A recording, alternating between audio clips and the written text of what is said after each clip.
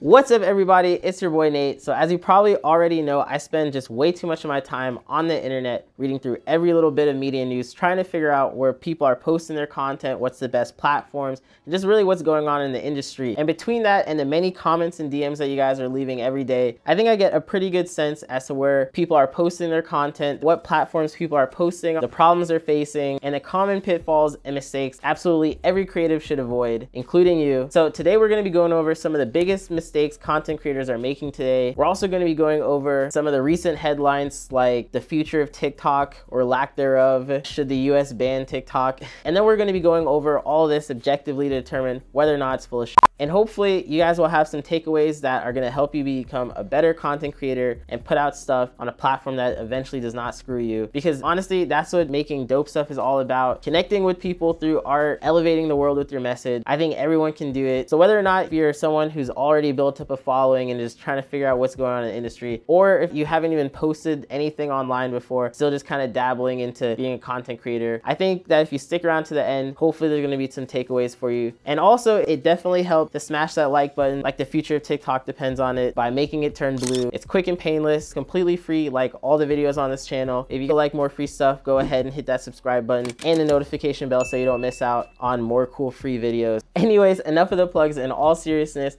I'm excited. I know you are too. All right, let's go.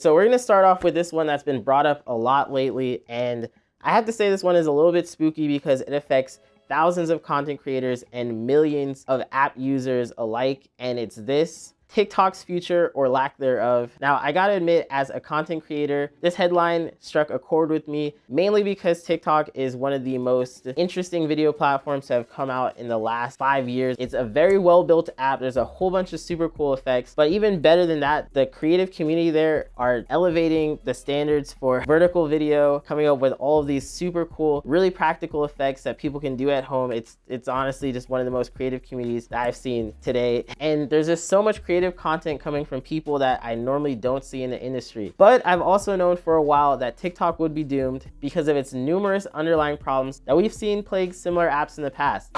RIP Vine. So let's take a look at TikTok, how it's used, why it's so freaking popular, and also why it most likely would be shut down by either the government or its many competitors. First up, what is TikTok? Because I'm pretty sure you've heard of it, but honestly, what really separates it from the other video sharing apps, and why did it become the most downloaded app of 2020? Well, TikTok is much more than a video sharing app. It's not like YouTube where a user selects a video that they want to watch and it's most likely longer than a few seconds long. It's also not like Instagram, in which most of the home feed are people that you've chosen to follow from either your interests or from your close social circles. And it's also not like Snapchat, in which videos are more geared towards a private audience. For the most part, the only thing that TikTok has in common with these other apps are the heavy reliance on user-generated content and the ability to share vertical video, which YouTube hardly even does. I think that's one of the cool things about TikTok, is that with all the limitations of a short format vertical video, the community there is still putting out super innovative, creative content. Sounds super familiar. RIP Vine. Another thing a lot of people might not initially realize about TikTok is that it is owned by ByteDance, which is a Beijing-based tech company. Not that it even matters that they're Chinese, except for the fact that there's a whole lot of shady business going on with Chinese government oversight. And whenever asked about it, they keep denying the fact that they have ties to China at all. TikTok claims they don't take direction from China. They claim they don't censor. In fact, in a letter submitted just today to this committee, TikTok said this: no governments, foreign or domestic, direct how we moderate TikTok content.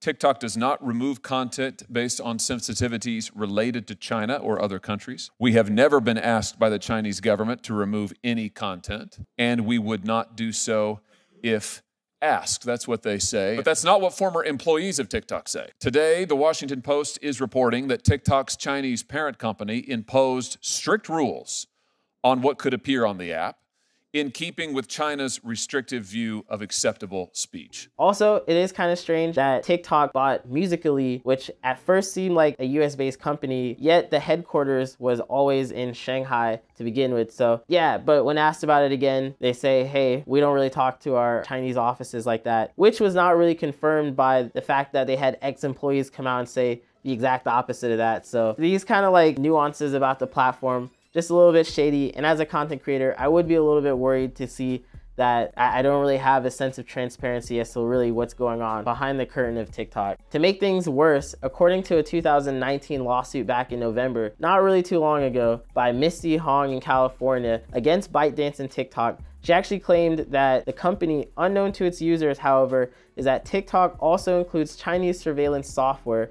TikTok clandestinely, I'm just gonna change out clandestinely and surreptitiously to secretly, just so you guys don't have to pull out a dictionary if you haven't heard those words before, because I know I hadn't. So anyways, unknown to its users, however, is that TikTok includes Chinese surveillance software, and TikTok secretly has vacuumed up and transferred to its servers in China vast quantities of private and personally identifiable user data that can be employed to identify, profile, and track the location and activities of users in the United States now and in the future. TikTok also has secretly taken user content such as draft videos never intended for publication without knowledge or consent. And basically that means anyone recording videos with the TikTok app, even without posting the videos, their draft videos would be sent over to the servers along with their very personal private information such as biometric data and other details that you probably don't want ByteDance to have necessarily if you haven't even like engaged in the platform that much, right? Hold up.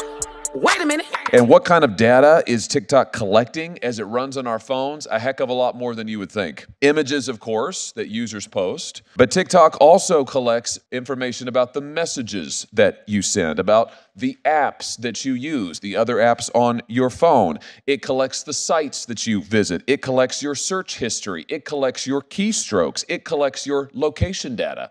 It stores all of this and maybe lots more. And I can tell you, as the father of two small children who already have many of their friends on social media, even though they're quite young, I find this absolutely horrifying. You can argue Facebook and Google technically do the same thing, but at least they're a part of the GNI, which is short for Global Network Initiative. Hopefully, normal people don't even have to worry about it, but it pretty much acts like how health inspectors inspect restaurants to make sure that the kitchen is clean and the food coming out of there doesn't make people sick. That's what GNI does for tech companies like Facebook and Google. Mega huge companies that have super huge audiences, making sure that people aren't getting sick, getting administered stuff like on YouTube and on Instagram and Facebook. That's what GNI is for, except TikTok does not actually adhere to GNI at all, which is a little scary to see that TikTok has no oversight. Instead, they have censorship over content, which according to a few anonymous ex-employees of TikTok came out and said the censorship came from over at their Chinese offices. Not a huge deal though, since most social media sites actually do have a blacklist of a whole bunch of keywords that hopefully normal people should never even figure out about. And if you're ever curious, I think there's still ways to find out like what words are on that blacklist, but it's probably stuff that like, you know, you end up Googling and it scars you for life. So that at least is how a blacklist should work, to where we're not seeing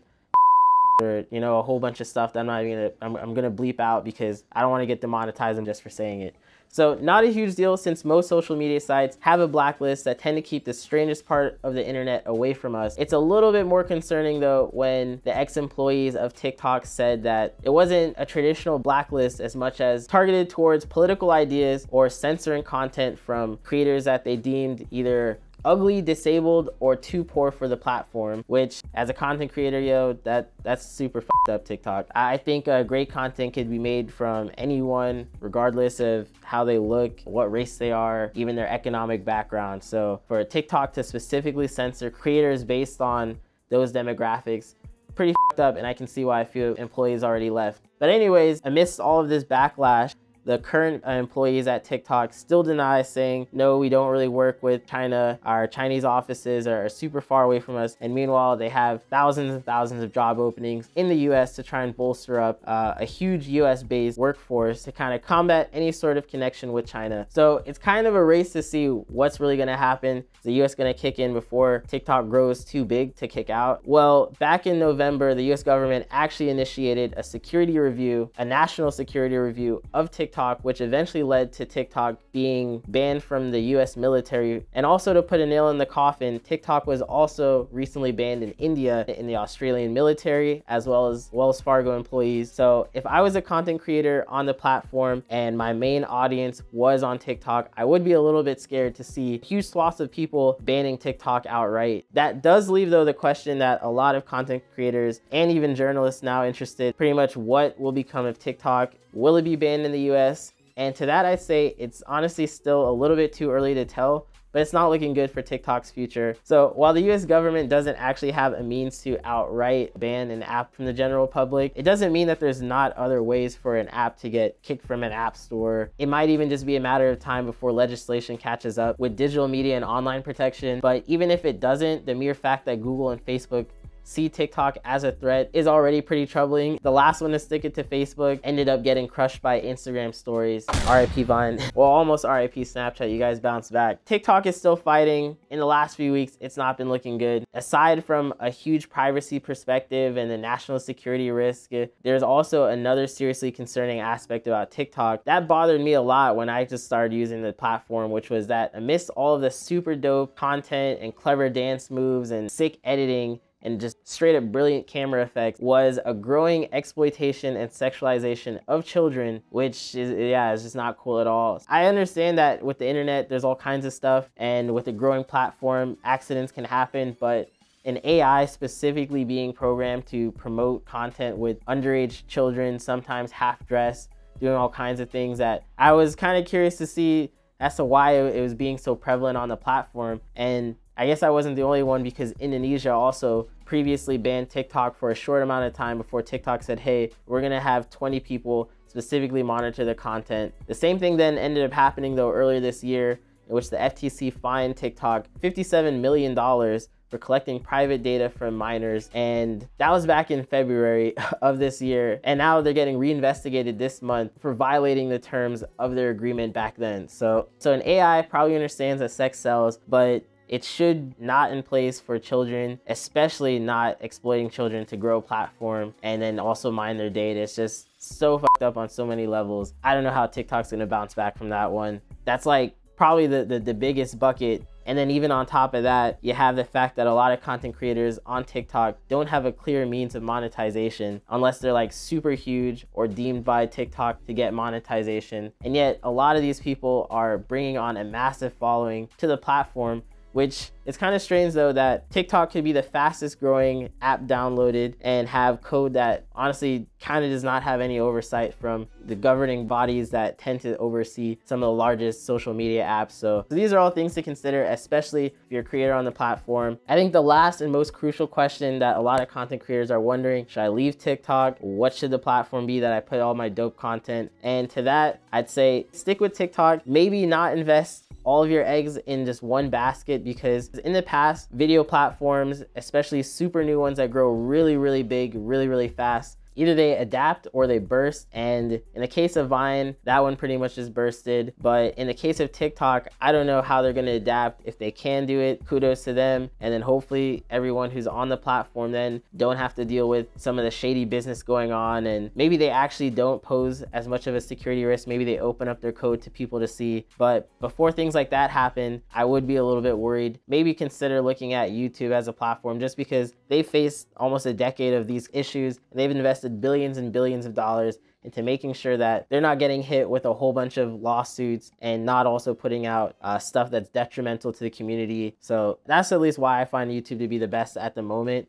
Instagram is also pretty cool, but also most of the content on there, Instagram does not pay individual creators, which kind of sucks, because most of the people there are creating content and then getting more people to be on the platform. At least YouTube says, hey, if you guys make dope stuff and bring people to the platform, we'll also pay you for the views that you guys bring to it. So it's kind of like a nice trade-off there. Oh, and also really great news for anyone who's on TikTok right now is that I'd say so far in the past, I've seen creators like Charlie and few other the TikTok famous people like Sarah Magasura have also been able to branch out and bring that same audience that loved them for their short format content and vertical videos on TikTok over to YouTube, where it seems like a platform that then they can even engage with their audience a little bit more and also explore a whole bunch of cool other things that allows with a longer format video, and a platform that also supports the creators pretty well. So I hope that was helpful on some level. I'm sure you guys are probably still gonna have comments. And I know last time I said that I was gonna link in the article, but I forgot, and you guys let me know about that. So hey, I promise if you guys check right now, the articles that I reference are gonna be down in the description. So, and if it's there, you know, go ahead and leave a like, because hey, I remember this time and I'm not bullshitting you guys, all right? And as always, as you guys are heading down there, make sure you subscribe if you haven't already. The channel is growing thanks to you guys all like engaging with the content. I'm super thankful to be able to share all this stuff with you guys and even be able to hopefully respond to some of you guys' questions. And yes, I still read the comments for those of you who are wondering. So make sure you still leave the comments. I love reading it. That's honestly how I get to know whether or not you guys are enjoying the content, what you guys want to see more of. Anyways, thanks for watching. I hope to catch you in the next one. Peace.